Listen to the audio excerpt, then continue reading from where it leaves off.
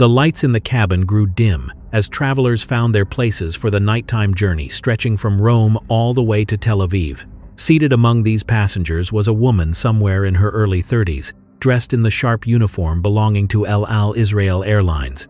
Her dark hair was gathered tightly into a professional bun, while her makeup remained understated and business appropriate. She offered genuine smiles to those boarding the plane, assisted an older woman with stowing away her hand luggage, and ran through the safety demonstrations with the ease that comes from repetition. To anyone observing her, she appeared to be nothing more than another crew member, starting just another ordinary work shift. Yet underneath that composed professional exterior were years of intensive training in hand-to-hand combat, techniques for hiding weapons, and the mental conditioning necessary to take a life without a moment's pause. Her name didn't appear on any official El Al employee list. The uniform she wore hadn't been distributed by the airline itself, but rather by the operational planning unit within Mossad. And this particular flight she was staffing was on the verge of becoming the setting for one of the boldest anti-terrorism missions in the entire history of aviation. This is the account of how Israeli intelligence services turned a passenger aircraft into an elaborate snare, how one single agent put everything on the line to stop a hijacking that might have claimed hundreds of innocent lives, and how the hidden battle against terror unfolded at 30,000 feet in a place where escape was impossible, and there was absolutely no room for mistakes. The woman tasked with carrying out this assignment was born Rachel Stein back in 1951 in a humble apartment located in Haifa. She was the daughter of Holocaust survivors who had come to Palestine carrying nothing except the garments on their backs and memories they wished desperately they could erase. Her father had made it through Auschwitz, while her mother had spent 2 years concealed in the cellar of a Polish farmer's home, listening through the floorboards as Nazi search parties combed through the house overhead. The two met at a camp for displaced persons in Cyprus, became married within a matter of weeks, and then sailed toward the newly formed state of Israel alongside thousands of other survivors searching for safety in a homeland that was both timeless and completely new. Rachel's childhood was filled with pieces of stories her parents couldn't entirely share, watching her father jolt awake from nightmares he refused to explain, observing how her mother's hands would shake whenever German tourists conversed in the marketplace. The Holocaust wasn't some distant historical event in her family home. It was the central wound that influenced everything, from the fierce way her parents protected her to their unwavering belief that Jewish people could never again allow themselves to be defenseless against those who meant them destruction. She performed exceptionally well throughout her schooling, showing special talent in both languages and mathematics. By the time she turned 14, she could communicate in Hebrew, English, French, and Arabic, with different levels of proficiency. Her instructors took note of her extraordinary ability to stay composed when under pressure, her capacity to maintain calm while classmates around her would panic during testing or conflicts. She wasn't emotionally detached, but she carried a sort of focused intensity that made her appear more mature than others her age. When she reached 17, just like every Israeli citizen, Rachel entered her required military service. She received an assignment to the intelligence branch, where both her linguistic capabilities and her analytical talents were rapidly identified as precious resources. Her initial work involved translating intercepted messages from Arab military forces, developing the ability to separate ordinary conversation from information with operational importance. This work demanded extreme focus and complete discretion. Those analyzing intelligence dealt with classified materials that could never be mentioned beyond secured locations, forming patterns of confidentiality that became automatic. Throughout her military service, Rachel got recruited into a specialized preparation program that never had an official title, but which those participating simply called the course. Its purpose was to find and train female agents who could function in positions requiring social proximity that their male counterparts couldn't obtain. The preparation was exhausting, blending conventional intelligence skills with abilities specific to missions where being female could serve as a tactical benefit. She studied surveillance along with counter-surveillance techniques, mastering how to track subjects through packed streets while remaining invisible, and how to detect when she herself had become the subject of observation. She learned disguise and how to build alternative identities, changing both her physical appearance and behavioral patterns to suit whatever assignment required. She received weapons instruction, becoming proficient at shooting accurately when stressed, at taking apart and putting together firearms in complete darkness, at identifying various weapon types purely by their sounds. Most importantly, she mastered close-range fighting methods created for circumstances where guns were either unavailable or impractical, techniques for stopping threats using controlled force in tight areas like elevators, restrooms, or airplane cabins. Perhaps the most challenging element was the psychological conditioning. Intelligence organizations recognize that most people don't possess a natural ability to kill, that squeezing a trigger or plunging a blade means overcoming profound psychological resistance that civilized society creates. The course featured drills specifically designed to make operatives less sensitive to violence, to transform lethal actions into something routine instead of traumatic. Rachel took part in simulated scenarios where she rehearsed killing mannequins dressed like ordinary people, learning to separate the physical act from its ethical weight, to concentrate on mission goals rather than considering targets as human beings. The trainers stressed repeatedly that any hesitation might result in death, that during real operations there wouldn't be time for moral questioning, that the choice to employ deadly force had already been determined by commanding officers who greenlit the mission. The job of an operative was simply execution, not making moral judgments. Following completion of the course, Rachel dedicated 3 years to various operational assignments for military intelligence and subsequently for Mossad. She performed surveillance work across European cities, following suspected Palestinian operatives who maintained bases in Western capitals for organizing strikes against Israeli interests. She pretended to be a college student in Paris, developing friendships with Arab students to discover which ones might connect to militant groups. She took a position as an administrative assistant in a Beirut company dealing with imports and exports that served as a front for Mossad activities, collecting information about Syrian military movements in Lebanon. Every assignment reinforced what she'd learned in training, teaching her to sustain false identities for lengthy periods, to deceive convincingly even those who placed their trust in her, and to manage the psychological burden that comes from betraying people she'd befriended for the sake of operational objectives.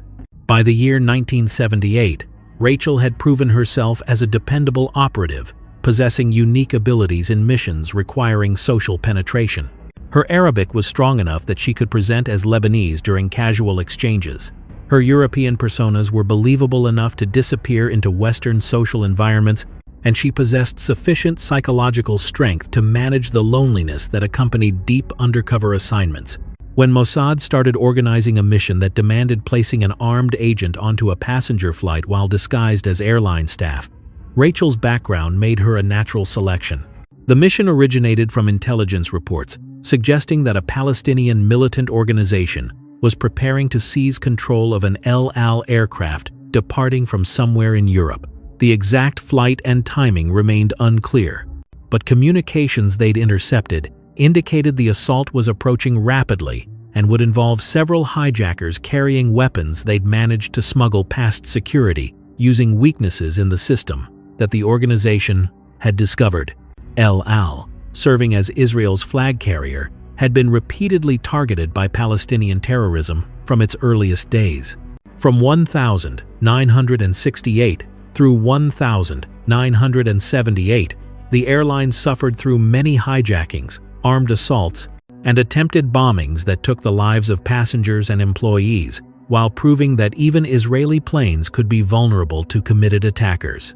Each incident led to security enhancements, from placing armed guards on flights to implementing more thorough passenger examination procedures. However, intelligence officials understood that no security arrangement was flawless, that determined attackers possessing inside information might potentially overcome even the most advanced protective measures. The danger confronting El Al in 1978 carried particular weight because intelligence indicated the planned hijacking wouldn't be a hostage scenario aimed at winning political demands, but rather a suicide mission designed to fly the plane into a heavily populated location, murdering everyone on board while maximizing deaths on the ground as well. The counterterrorism unit within Mossad created a strategy that was daring even by their own aggressive standards. Instead of merely improving security measures and hoping to discourage the assault, they would place an operative straight into the hijackers' midst, establishing a deadly element of surprise that would eliminate the danger before passengers had any awareness they were threatened. This operative would masquerade as cabin crew, giving herself the ability to watch passengers during the boarding process, recognize potential hijackers through behavioral signals and intelligence descriptions, and neutralize them before any action could be taken. The mission demanded exceptional accuracy because any error might lead to killing innocent travelers, sparking an international crisis that would shatter Israel's reputation and reveal Mossad's operational methods. Rachel received her mission briefing at a secured compound outside Tel Aviv. The briefing official informed her that intelligence had pinpointed 3 men who would most likely try to commandeer Flight 426, traveling from Rome to Tel Aviv on September 15, 1978. These men belonged to a breakaway group within the Popular Front for the Liberation of Palestine, a Marxist-Leninist movement that had pioneered using aircraft hijackings as tools of terror. They had acquired falsified travel papers, presenting them as Italian businessmen, had purchased tickets individually to prevent appearing as a group, and intended to wait until the plane achieved cruising height before revealing hidden weapons and rushing toward the cockpit. Their goal was to overcome the flight crew, redirect the aircraft toward Libya for refueling, and subsequently crash it into a densely populated section of Tel Aviv, converting a commercial jetliner into a guided projectile that would murder hundreds or possibly thousands of civilians. The intelligence derived from various channels. Electronic monitoring had captured encrypted messages referencing the operation. A Mossad informant working inside Palestinian militant circles in Beirut had shared information about the planned assault after attending a strategy session while undercover. Italian intelligence had supplied details about questionable travel documentation being created for 3 individuals whose characteristics aligned with recognized Palestinian operatives.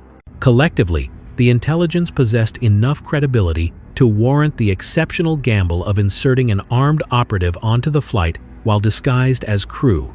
Rachel examined photographs showing the 3 suspected hijackers, committing to memory their facial features, their documented false identities, and their established patterns of behavior. She studied the airplane's configuration, a Boeing 707, taking note of where emergency doors were positioned, access routes to the cockpit, and the galley spaces where attendants would be stationed throughout the journey.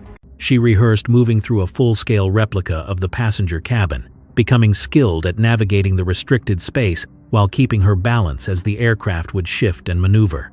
The most vital element of her readiness involved weapons instruction tailored specifically for aircraft missions. Discharging standard firearms inside a pressurized plane at high altitude created dangers that rendered typical weapons inappropriate. A bullet piercing the fuselage might trigger explosive decompression, leading to disastrous structural collapse that would annihilate the aircraft. Even if the plane withstood the initial loss of pressure, the absence of cabin pressure at cruising elevation would cause passengers and crew to lose consciousness in mere seconds, making any controlled landing impossible. Rachel required a weapon capable of stopping threats without jeopardizing the aircraft's structural integrity. The answer came in the form of a specialized weapon for close quarters that Mossad's technical team had engineered exclusively for aviation missions. It consisted of a modified ice pick, featuring a reinforced titanium blade engineered to pierce fabric and human tissue with little exertion while remaining compact enough to hide within a flight attendant's clothing. This weapon only functioned at exceptionally short distances, demanding that the operative position herself within arm's length of her target, yet it provided the crucial benefit of presenting zero danger to aircraft systems. Rachel invested countless hours practicing with this weapon, mastering the exact angles and amount of pressure needed to deliver fatal strikes that would disable targets immediately without allowing them opportunity to shout or warn their partners. The preparation utilized gel dummies that replicated the density of human tissue, enabling her to develop automatic responses for the precise movements necessary. She rehearsed attacks from multiple positions, recreating the cramped quarters and challenging angles she might encounter inside an aircraft. The instructors reinforced that any hesitation would prove deadly, that after she initiated the strike, she needed to follow through with total determination, regardless of how the target responded. When training finished, Rachel could perform the killing action in under 2 seconds, a velocity that transformed the ice pick from a basic implement into a deadly weapon when handled by someone who understood precisely where and how to attack. The operational blueprint demanded that Rachel board the flight in Rome using a fabricated identity backed by counterfeit El Al employee paperwork. She would integrate with the authentic cabin staff during pre-flight preparations, presenting herself as a temporary substitute for an attendant who had reported being ill. The genuine replacement had been coordinated by Mossad through a reliable contact within El Al's crew scheduling office, who understood he was merely assisting with a staffing gap. The legitimate crew wouldn't have cause to doubt Rachel's participation, since temporary substitutions occurred regularly in airline work.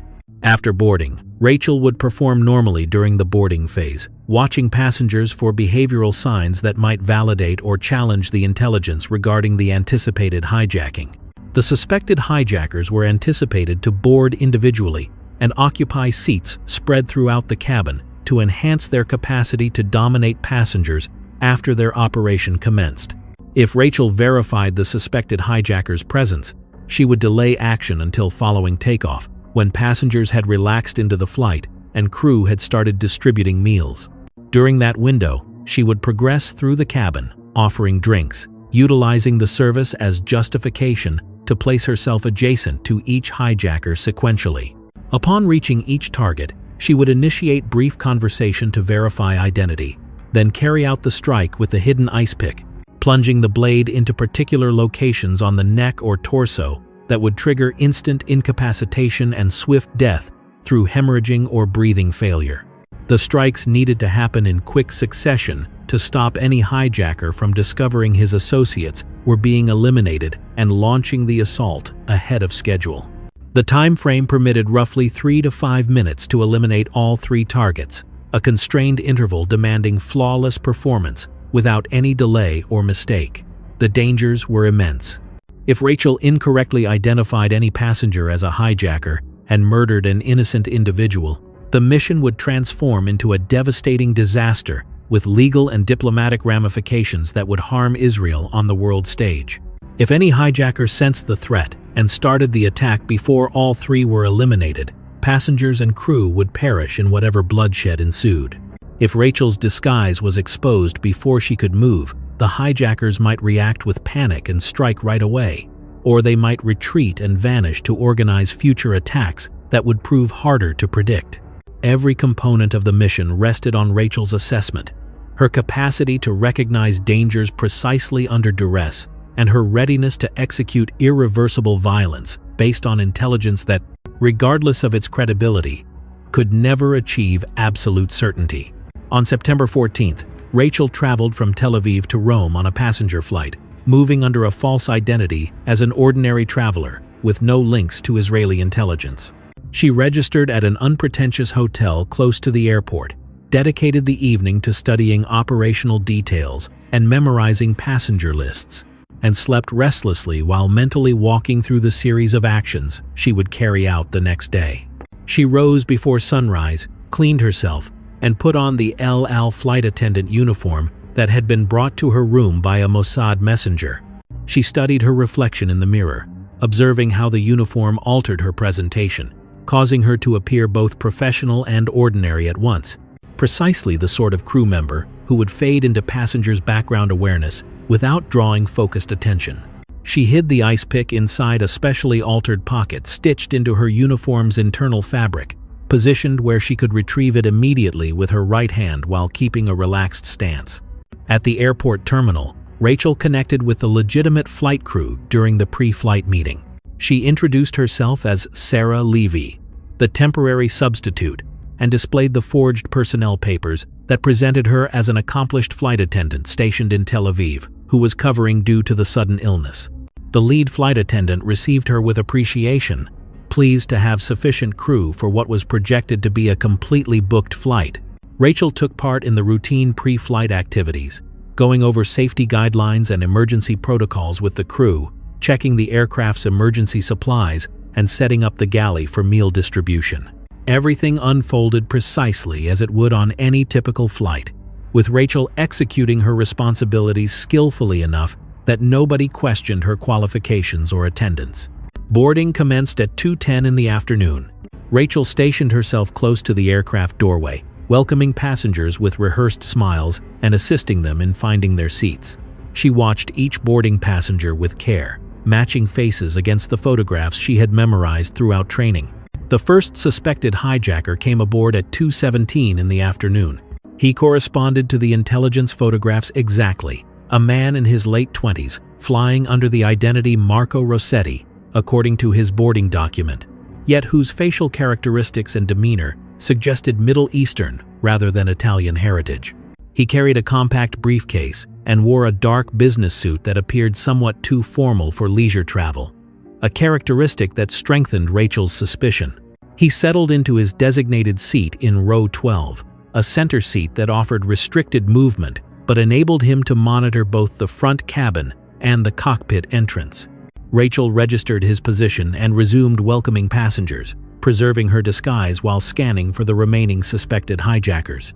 The second suspect came aboard at 2:31 in the afternoon, once more matching intelligence descriptions. He traveled under the name Giovanni Bellini, carried merely a leather jacket and a newspaper, and occupied a seat in row 24 toward the back of the cabin. His gaze swept across the aircraft with the kind of methodical focus that implied military background or operational preparation rather than typical tourist curiosity. Rachel noticed him pause slightly, too long examining the cockpit entrance and the emergency doors, conduct compatible with someone organizing violent action who required understanding of the aircraft's physical arrangement. The third suspect never boarded. By 2:50 in the afternoon, every passenger except a single individual had taken their places, and the absent passenger wasn't among the suspected hijackers, but rather a completely different traveler whose non-appearance generated a small administrative complication for the gate staff, but no operational worry for Rachel's. Assignment. She confronted a choice. 2 out of 3 suspected hijackers were present aboard the plane. Their attendance and conduct aligned with intelligence forecasts. Yet the third hijacker's absence introduced ambiguity. Had he been apprehended? Had the mission been called off? Were there extra hijackers not revealed in the intelligence? Rachel possessed no method to reach her Mossad supervisors without exposing her cover, and the aircraft was due to push back in fewer than 10 minutes. She arrived at the judgment her superiors had entrusted her to reach. 2 confirmed dangers aboard an aircraft packed with innocent travelers represented adequate reason to move forward with the mission. If the third hijacker's absence signaled the attack had been abandoned, eliminating 2 men who hadn't yet taken action would constitute murder by any conventional legal interpretation. However, Rachel had been conditioned to emphasize mission accomplishment over legal technicalities, trusting that Israeli intelligence would shield her from criminal charges if the mission became known publicly. The aircraft pulled back from the boarding bridge at 3:05 in the afternoon and moved toward the takeoff area. Rachel progressed through the cabin during taxiing, conducting the routine safety presentation that passengers disregarded while browsing magazines or adjusting their seating. She registered the locations of the 2 suspected hijackers, both sitting calmly and displaying no indication of abnormal anxiety or expectation. The aircraft departed at 3:18 in the afternoon, ascending through broken cloud cover into clear atmosphere above the Mediterranean Sea. After the aircraft attained cruising elevation and the seatbelt indicator was turned off, Rachel and the remaining flight attendants started organizing the meal distribution. She functioned in the front galley, warming pre-made meals and filling beverage carts while sustaining conversation with her co-worker that remained pleasant and ordinary, precisely the sort of casual dialogue that crew used to occupy time during standard flights. At 4 in the afternoon, Rachel started progressing through the cabin with the beverage cart, presenting drinks to passengers in the conventional sequence from forward to rear. She arrived at row 12 where the first suspected hijacker was seated. She smiled genuinely and inquired in Italian accented English what beverage he preferred. He asked for coffee, black, speaking with an accent that validated Rachel's evaluation that he wasn't genuinely Italian despite his travel documents. She poured the coffee, leaned down to set it on his tray surface, and while doing so, her right hand shifted with the rehearsed accuracy of innumerable training cycles. The ice pick came out from its hidden pocket, and she thrust the blade into the left portion of his neck at the accurate angle that would cut through the carotid artery and jugular vein at once, producing severe internal bleeding that would result in unconsciousness in seconds and death in minutes. The attack was so rapid and accurate that the hijacker had zero opportunity to respond. His eyes grew large with shock. His hand shifted toward his neck, yet Rachel was already pulling back the blade and advancing the beverage cart while the man collapsed in his seat, his head dropping onto the tray surface as though he had merely drifted asleep. Blood flowed from the injury, but his garments and the seat absorbed it in ways that weren't readily apparent to surrounding passengers who were reading or viewing the in-flight entertainment.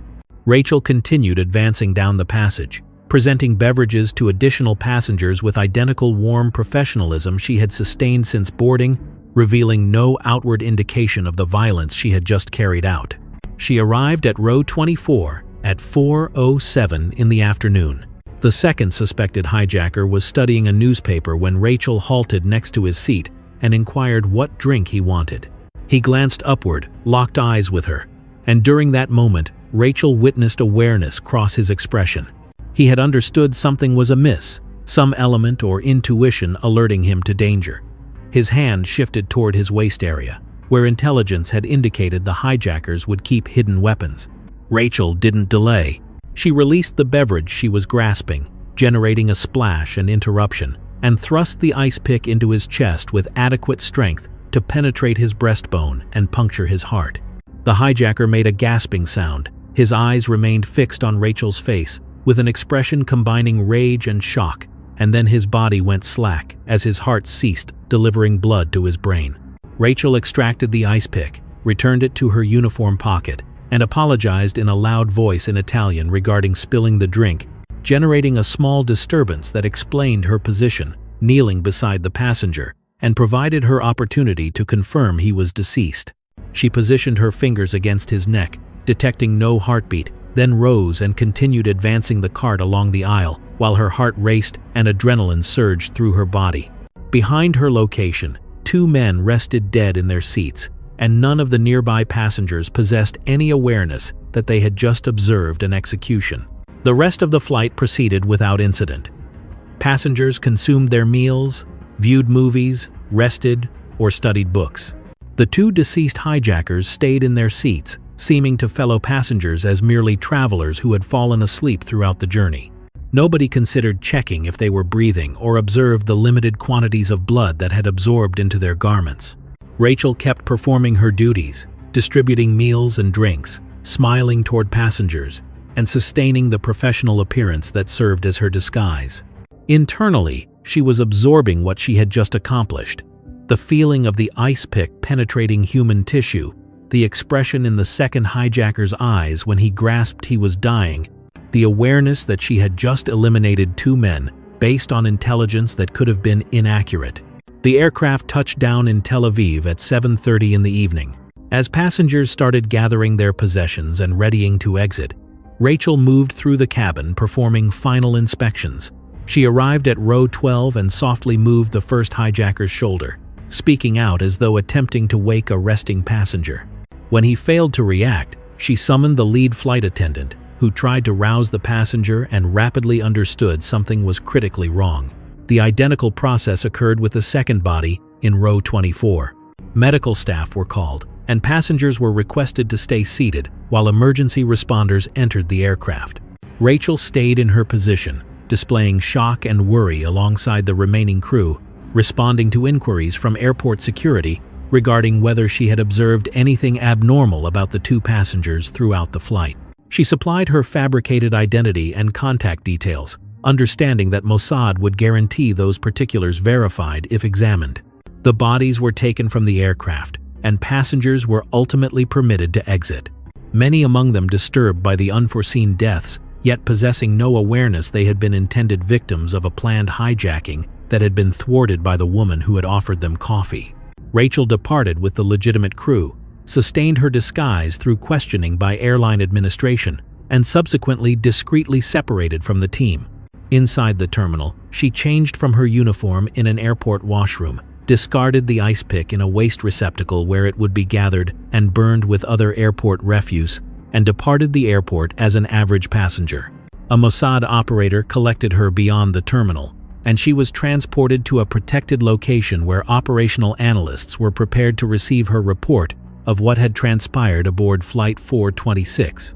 The examination into the two deaths at first concentrated on potential medical explanations, cardiac events, or other natural occurrences that could account for why two seemingly fit men had perished at the same time during the identical flight.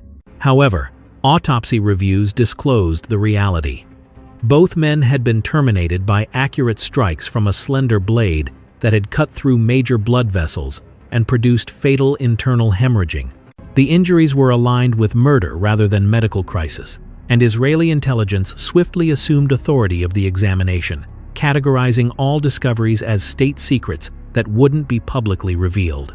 Examinations of the deceased men's items uncovered weapon parts that had been ingeniously hidden in methods that should have bypassed airport security examination. Separated firearm components were concealed inside false compartments of briefcases. Explosive materials were camouflaged as innocent personal care items, and handwritten documentation in Arabic detailed a strategy that corresponded precisely with what Israeli intelligence had anticipated.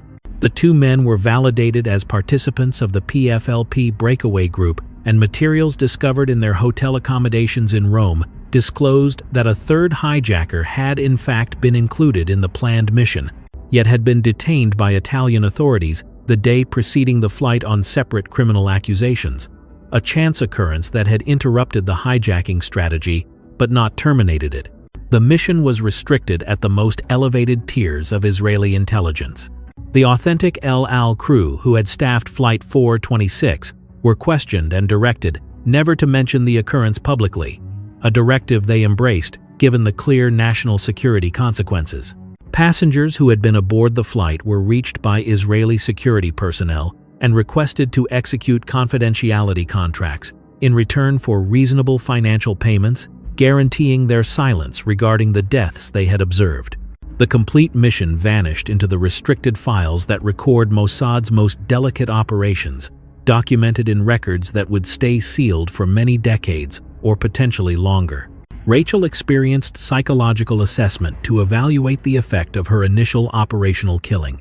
The analysts were especially focused on whether she had felt hesitation or ethical struggle during the strikes, whether the deaths had influenced her rest or emotional condition, and whether she would be prepared for comparable missions moving forward.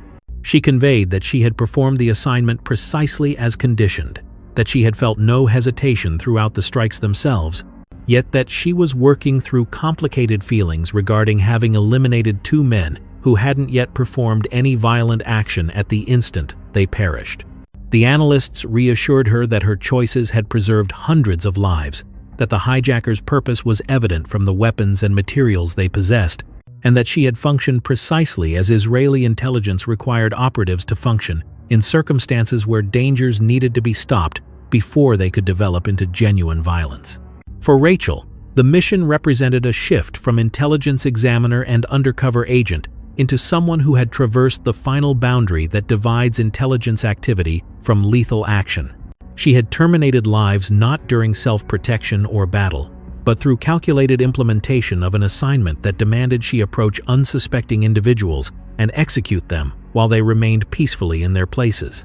The mental effect would emerge slowly across the subsequent years, as she worked through what it signified to have transformed into the variety of individual capable of such choices, to have absorbed the operational reasoning that authorized killing based on predicted rather than completed dangers, and to possess permanently the understanding that she had eliminated lives that could never be returned, independent of how defensible the action could have been through security requirements. She kept functioning for Mossad into the early 1980s, engaging in different missions that demanded her specific blend of linguistic abilities, operational background, and mental fortitude. Yet the Flight 426 mission stayed her most important assignment, the one that proved both the remarkable abilities of Israeli intelligence when functioning at maximum performance and the serious ethical complexity of counterterrorism that demands eliminating individuals who haven't yet performed the offenses they are organizing. In 1984, Rachel departed operational duties and shifted to instruction positions, preparing new agents in the abilities she had perfected while wrestling with the matter of whether those abilities ought to be instructed whatsoever, whether generating additional operatives capable of what she had accomplished aboard Flight 426 rendered Israel more protected, or merely continued patterns of bloodshed that could never genuinely address the fundamental disagreements that produced terrorism. The mission itself transformed into a training example within intelligence organizations across the globe, examined for its tactical performance and discussed for its moral questions. Did Israeli intelligence possess the legal or ethical right to eliminate suspected hijackers before they had genuinely tried to commandeer the plane? Were Rachel's choices defended by the intelligence regarding the intended assault? Or did they represent calculated murder that occurred to stop an offense that could never have been performed? The inquiries possess no straightforward responses, existing in the ambiguous space between law and protection, between personal freedoms and group security, between the restriction against killing and the obligation to defend innocent lives from those who plan them destruction. What stays beyond dispute is that on September 15, 1978, roughly 180 passengers and crew aboard El Al Flight 426, traveling from Rome to Tel Aviv, reached safely in Israel, without ever recognizing they had been intended victims of a hijacking scheme that would have day tell murdered them entirely. They exited, retrieved their baggage, and returned home to their loved ones, totally unaware that the friendly flight attendant who had distributed beverages throughout the journey had rescued their lives by executing two men in the seats surrounding them. The hidden battle against terrorism had unfolded at 30,000 feet, where an operative conditioned to eliminate had accomplished precisely that, with accuracy and without delay, and subsequently vanished back into obscurity, while the individuals she had rescued continued experiencing their lives in complete unawareness of how near they had approached to tragedy.